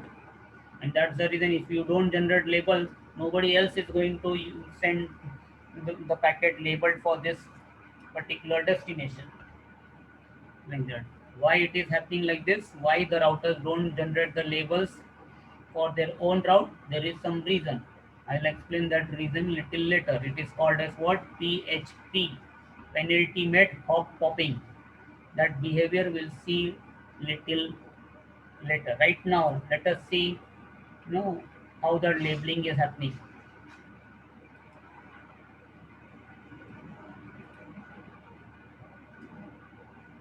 Now what I'll do, suppose there is a change in the topology. Now suppose there is a failure between R2 and R5. So what will happen then? So now this link will not be there. How will have that failure? I just go to R2. go inside that interface E0/3 and let me shut down that interface, the interface towards R5. So see now, R2 loses OSPF neighborship also, and then R2 loses what? R5 neighbor, LDP neighbor also. And if LDP neighbor is gone, all the labels of that neighbor also will be gone. So if you see now, show MPLS LDP binding. Now R2 will have only whose labels? Its own label, R3's label and R4 label. So now again R2 will say, okay, there is something has changed in the topology. So now if I want to go to 10666 routing table, IGP tell me which is the best label. How do I go to R6? Via R3, via R3 or via R4? Routing table says via R4, and that's the reason which label will be there now. Previously, if you see for 10666, the outgoing label was 503. R5 label was the outgoing label, right? 503. See here, 10666, it was showing 503. Now it should show what? It should show R4 label 27. So see now, show MPLS forwarding 27. See, so the moment there is a failure in your topology, what happens? The IGP pre-converges. There is convergence in IGP. So accordingly, LDP also converges. Yes. So that's the reason LDP convergence is dependent on what? IGP convergence. LDP does not have to do any kind of routing calculation. It is simply depending on what? IGP. IGP, if you say R5 is the next stop, okay, R5 label is best label for me. IGP, if you say R4 is the next stop, okay, R4's label will be the best label for me. That's it. This is what LDP is doing. Again, if I make the link up, again, what will happen? OSPF will tell R2, hey R2, if you want to go to R6, R5 is your best path. So once OSPF tells R2, R5 is the best stop, LDP says, okay, you OSPF, you are telling R5 is the best path to go to R6, okay, then R5 label now becomes the best label for me also. So this is how the things happen. In a big environment, links will always go up and down. So whenever links are failing, your IGP is there. So IGP is like what? Underlay. LDP is working like what? Overlay.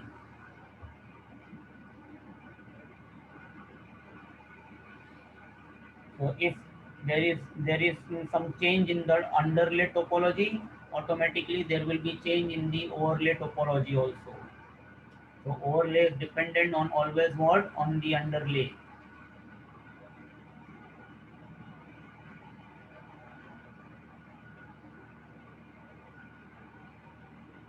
Here guys. So now I have done down R5. So now this time what will happen? Now this path will not be there. This path will not be there. So what will happen here now? R2 will put which number? 27. And then here what will happen? R4 and R5, are they neighbors still? Yes. So here R4 will again put what? Some label of starting with what? It will be, because since you are sending to R5, so it will be what? R5 label. So 550 something. It should be what? 50 something. How? What it will be? Let us see that in our L5 table on R4. So MPLS forwarding. If you receive a packet labeled as 27, you'll forward it as what? 503.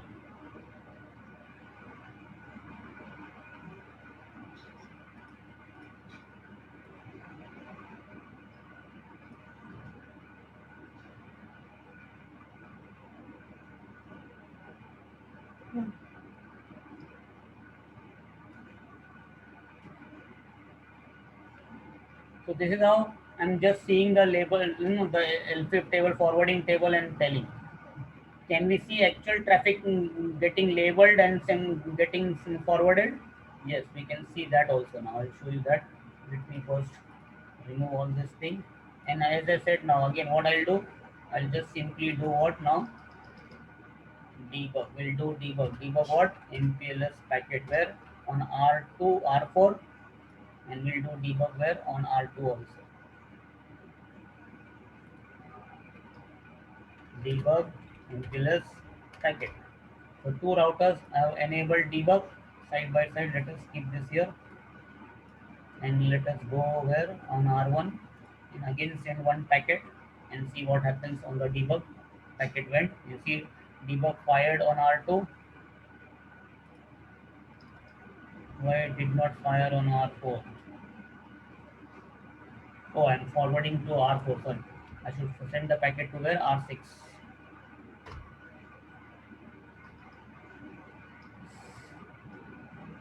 Let us clear one more time. Let us send the packet again one more time, and you see now what it says. See, R2 says I received. RX means what? Received a packet on what? E01/1. What is it? What is the number label? Incoming packet is having a label of what? 203. What I'm doing? I'm transmitting it. Transmitting on which interface? E0/0. And when I'm transmitting it, what is the number I'm putting in for the label? 227. Then this is what? Echo request. This is echo request. And then what about this? I send only one packet, right? So this is echo request, which goes from R2 to R4, and then this is what? Echo reply. Echo reply. See, you can even see also now it is, the debug is even clearly telling that inside the MPLS packet, the source is of the packet is what? 1011 and destination is what? 10666. So this is echo request, and it is telling also what type of packet. See, so intelligent debug output. Now it is telling what? It is basically ICMP packet, because protocol number one means what? ICMP. So it is telling the packet is ICMP packet. And then this is reply reverse. This is echo reply. Source is R6 and destination is this. So again, I received a packet on E0/0. The incoming packet was 201. I am forwarding it as what? 16. In same way, if you see here, R if R2 is forwarding the packet to R7 as 27 number label, so R7 receives as what? Incoming packet. R4 forwards it to whom? R3 with 503. Then reverse. R R R2 sorry R4 receives this 22 number packet from where? R5. It forwards what? It labels it as what? 201 and forwards to whom? Back to R2. And on R2 it says I am receiving a packet as 201 and I am forwarding it as what? 16. See, the routers are labeling. So now, is the traffic of the customer going labeled across the service provider cloud? Yes. From R1 to R3, it is what? Normal IP packet. From R5 to R6, it is what? Normal IP packet. But now from R3,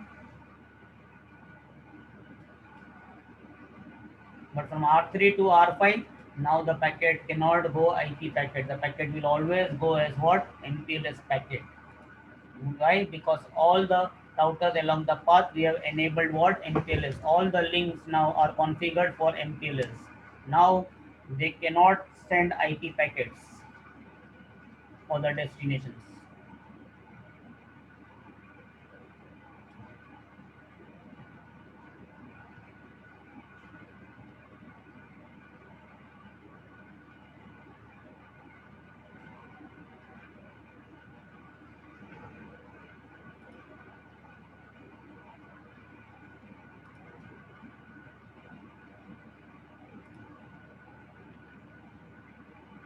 See, when I did ping from where? R1 to R6. So the packet will come on what? Which interface as per the topology? You have to understand. See, the link between 3 and 1 for R3 it is for R2 it is what? E0/1 is incoming. If the packet is going from R1 to R6, the packet is coming on which interface to R2? E0/1. Outgoing will be what? E0/0. Why not E0/3? Because if you remember this link between 2 and 5, I did what? Shut down. So now there is no neighborship between, there is no IGP neighborship also between 2 and 5, and there is no MPLS neighborship also between 2 and 5. Because if I enable then the packet will never go via R4. So just wanted to show you that in the beginning, so I kept that link up. Now the actual path is like this. This is the actual path. So R2 says that incoming packet is what? 203. I will forward it to where? R4. On which interface? Transmit on E0/027 goes, then 27 becomes 503. Yes, reverse numbering. Let us put reverse numbering number.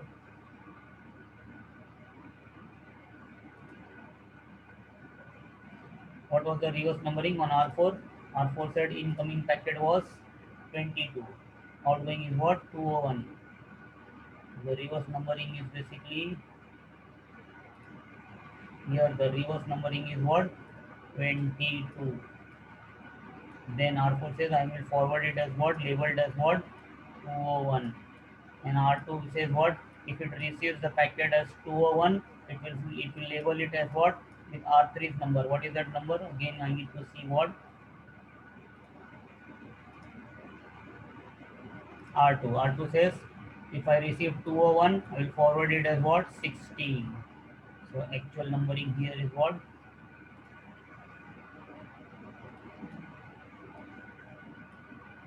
While going. And then from here normal packet. And this combination will match. This is for what? This is for 10666 destination, and this is for what? 10111. And this combination will match where? In R3's forwarding table. Show MPLS forwarding, this combination will be there. 203 becomes 27, 201 becomes 16. Because 211 basically means what? This R1. 203, 27 basically means what? The packet is meant for what? R6. So anytime for this destination, R2 says anytime I receive packets traffic for this destination, I will put the sticker what? 27. Anytime I receive packet for this destination, I'll put the pack label number what? 16. Now the 16 is whose label? From here we cannot make out, but from here I can make out. Next stop is what? R3. So this actually the 16 is whose label? R3's label. This 28 is whose label? R4's label. This 27 is whose label? R4's label. This 19 is whose label? R4 label. So you know, for me, like maybe for some people this is easy, but for some people in the beginning, very beginning, it will not be easy to understand this. How do I make out whose label is this, whose label is this? So if I followed that system on R3, then it would have become easy. I would have seen the label starting from starting number 3 means what? I can understand. Oh, this is a label of R3. Oh, this is a label of R5. Oh, this is a label of R4, like that. See here, 207, I can clearly make out. Any label starting with 2 means what? It is R2's label. Any label starting with 3 means R3 label. So for understanding, it is good. Clear, guys? How the labeling is happening, how the packets now are getting labeled and getting forwarded across the MPLS cloud. Now R2, is R2 spending 20 microsecond per packet? No, R2 might be spending what? Maybe only 4 microsecond. Why? Because the label is how big? The label is only 4 byte. And if you see in the label, how many fields are there? Altogether, how many fields are there? 4 fields are there. So you see here, you see basically only what? 3 fields. This is the label number. This is basically the value of that experimental bit, and this is actually TTL field value.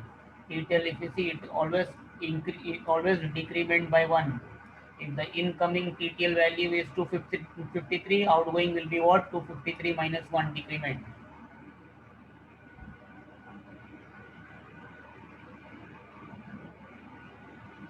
Only that BS field will not be visible. Plus, the debug also clearly tell what type of packet it is protocol. Let me do now. Let's say I do a telnet. Let me do a telnet from R1. Of course, the packet will go up to R6, but reverse, it will not be successful. So if I go to R2, R1, I said telnet what is that loopback? My loopback is loopback 10. So I said telnet 10.6.6.6 slash source interface my loopback 10. So what is the default? The default behavior for telnet is what? It will be never successful by default. See, connection refused, but the traffic has gone, and now you see the packet is clearly marked as what? Protocol 6. Why? Because telnet is which type of protocol? TCP based protocol, and TCP has what protocol number? 6. Again, as far as labeling is concerned, because the packet was meant for this IP, destination IP is 6, so it will be always labeled as what? 203. It says any type of packet, if the destination IP is this, the labeling number will be always this combination. 203 will always become 27. So whether it is ping, whether it is telnet, whether it is SSH, whether it is FTP, whether it is you send any traffic from R1 to customers use any application, but once it enters the service provider cloud, service provider routers, they don't see inside what is the traffic, and they change the label. Label number is per route, per destination, one label fixed. R2 will always say I'm going to forward this packet for 10666. Any type of packet for 10666 will always carry a sticker number of 27, label number of 27. That's it. This is the new iOS. That's the reason I created this topology today in Eve, because in Eve I have a little newer iOS. So the newer iOS are basically they are giving more information. They're more informative.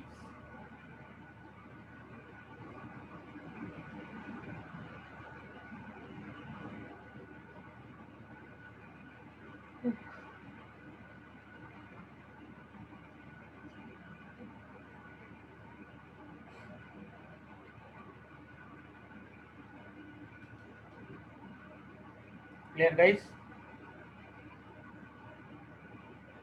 How to enable MPLS? Very easy, simple. Only one command needed to enable MPLS. What is that command? MPLS IP. Now, in LDP, do you have a concept of router ID? Yes. By default, what is the router ID? Highest loopback link. So, in our IGP and all other protocols, can we change the router ID? Can we hardcode the router ID? Can we change the router ID? Yes, we can change the router ID, right? In IGPs and all. So can we change the router ID in LDP also? Yes, you can change the router ID in LDP also. Suppose you change the router ID in OSPF, what happens? Does the router ID immediately changes?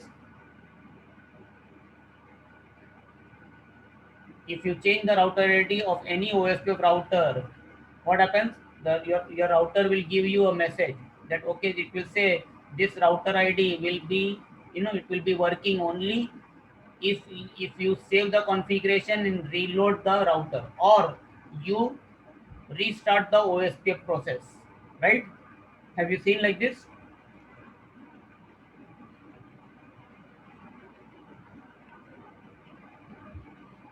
So the router ID in OSPF, if you change it, the command is accepted, but the router tells me, no, this is my right now, whatever router ID I have, I will still continue the same router ID. If you want the new router ID to be immediately start using, then what I should do?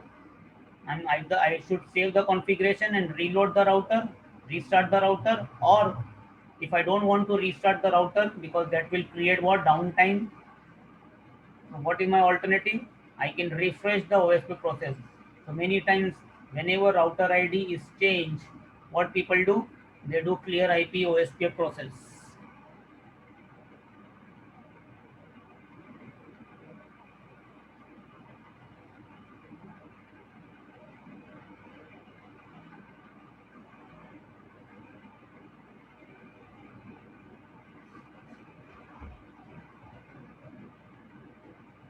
Makes sense now?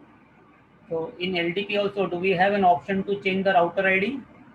Do we have to change the router?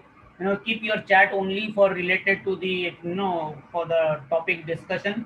Okay. Even if you guys know, if some of you know each other, okay, good, you can talk to them. You can talk to your friends directly on WhatsApp or whatever, wherever you want to talk. This is not the, not the environment to do casual chat and all, right? Because it becomes disturbing, because every time I keep on looking at the chat, so that if somebody is asking a query and also I can respond back.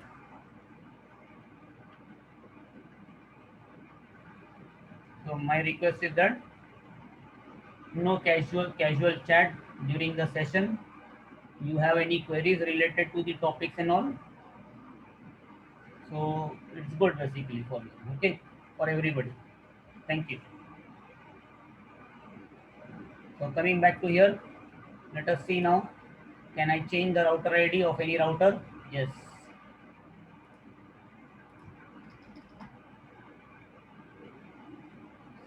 Now before I do that, let me, let us go to R5. Let us go to R5 and remove the neighborship.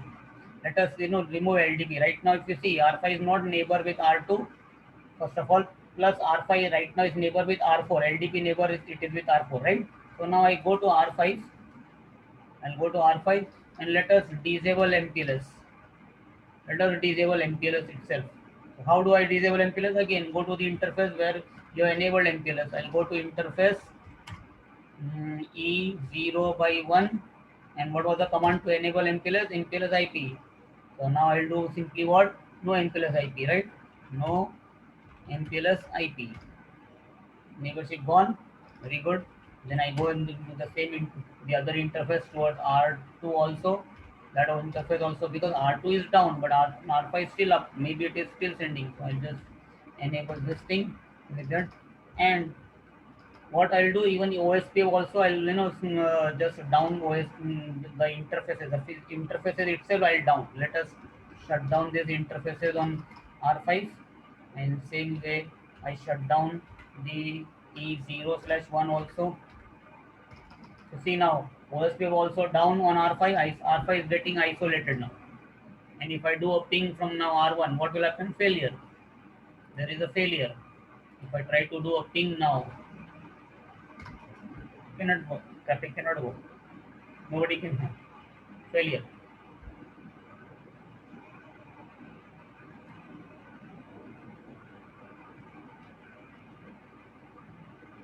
So it has not converged still, because, you know, R2, R4, they still are neighbor, and R5 are down. So R4 did not declare its neighbor R5 as down. It takes what?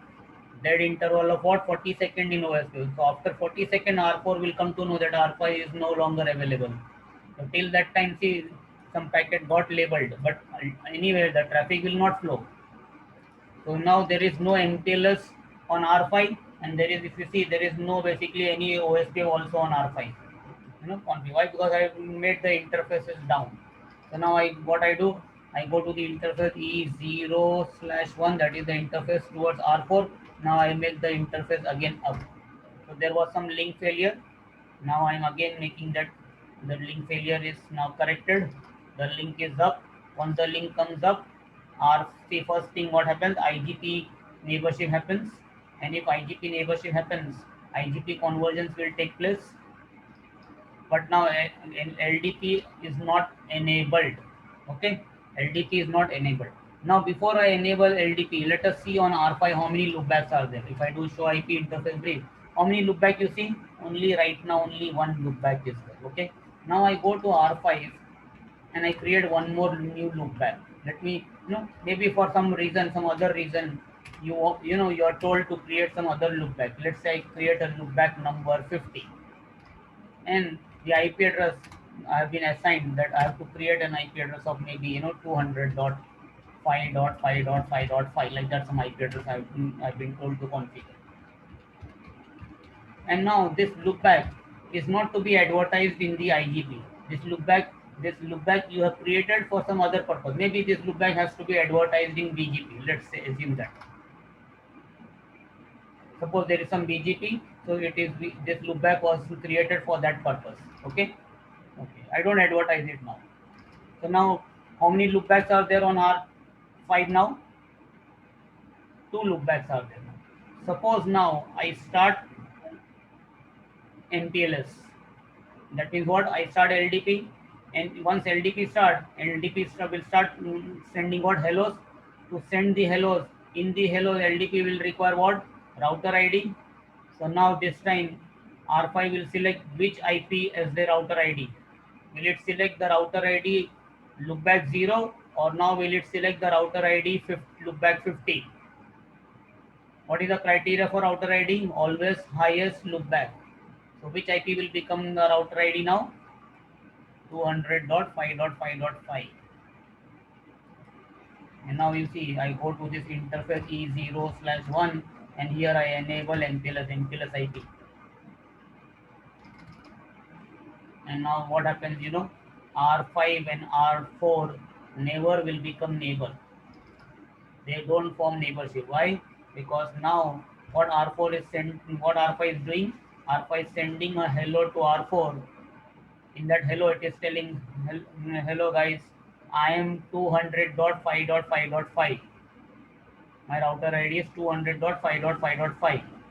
And once this hello is received by R4, R4 says, okay, there is somebody who is talking my language. So now let me do a TCP session. So when R4 will try to do a TCP session, it will try to send what? TCP SYN packet.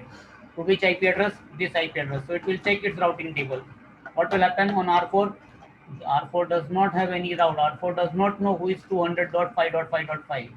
And what happens? TCP session doesn't come up. And if TCP session doesn't come up, you see there is no neighborship.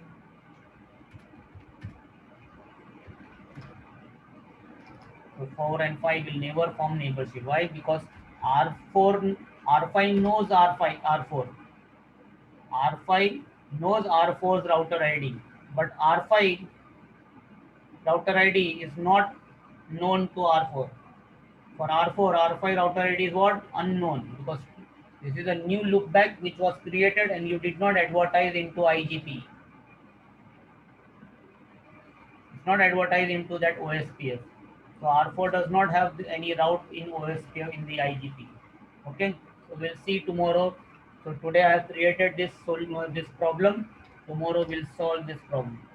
So let me save the configurations on all the routers as of now.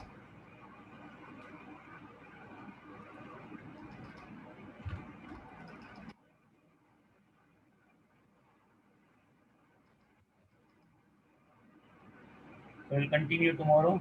Okay, same time. Hope you guys are enjoying MPLS.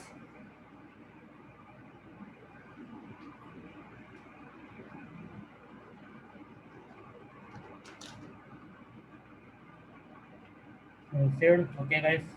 See you. See you all tomorrow, same time.